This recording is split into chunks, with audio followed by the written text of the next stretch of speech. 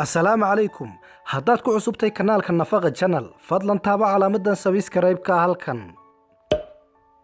intaas kadib wax kasta oo aanu soo dhignaa si uu kuu soo gaadho taaba calaamada gambaleelka ama challenge-ka halkan daawadayaal maanta waxaynu ka hadlaynaa geedka loo yaqaan isbaandhays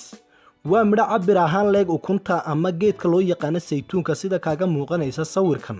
waana midho dhanaan oo badanaa laga helo ama laga isticmaalo koonfurta Soomaaliya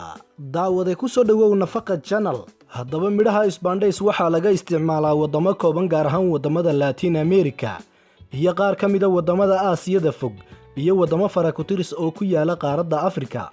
sidaas oo tahayna cunno ahaan iyo cabitaan ahaan waa loo adeegsadaa saladkana waa lagu jarjartaa inta qolofta sare laga fiiqo lafta gudahana laga saaro oo laga tuuro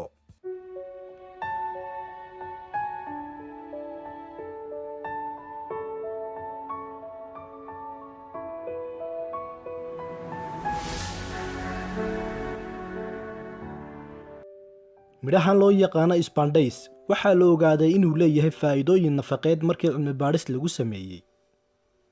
ugu horeyn isbaandhayska waxa aad uga buuxda maadada kaalshiyamta ee lafaha xoojisa oo waliba muhiim u ah caafimaadka wadnaha sida awgeedna dalka Indonesia waxaaba laga aaminsan yahay in isbaandhayska uu daawo u yahay wadna xanuunka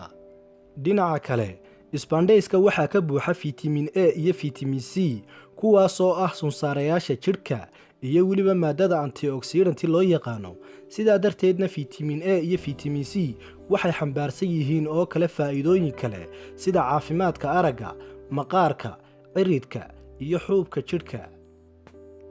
sidoo kalena cilmi baadhis cusub ayaa sheegtay in isbaandhayska ay ku jirto oo laga helo maadada loo yaqaano phosphorus taasoo muhiim u ah ilkaha iyo lafaha jidhka intaas kadib isbaandhayska waa midho ay cuni karaan dadka dhiigkarka qaba maadaama aysan ku jirin cusbada loo yaqaan sodium laakiin waxaa muhiim ah inaysan cusbo ku darsan sida dadka qaar ay sameeyaan geesta kale isbaandhayska waxaa la arkay in xogaa birta dhiigga ay ku jirto loona qaadan karo ka hortagga dhiig yarida laakiin haddii uu dhiiggu kugu yar yahay waa in siyaabo kale loo maareeyaa dhinaca kalena isbaandhayska waxaa ku jira macdana uusan jidhku ka maarmin sida vitamin B1 vitamin B2 vitamin B3 vitamin B6 iyo vitamin E iyo potassium zinc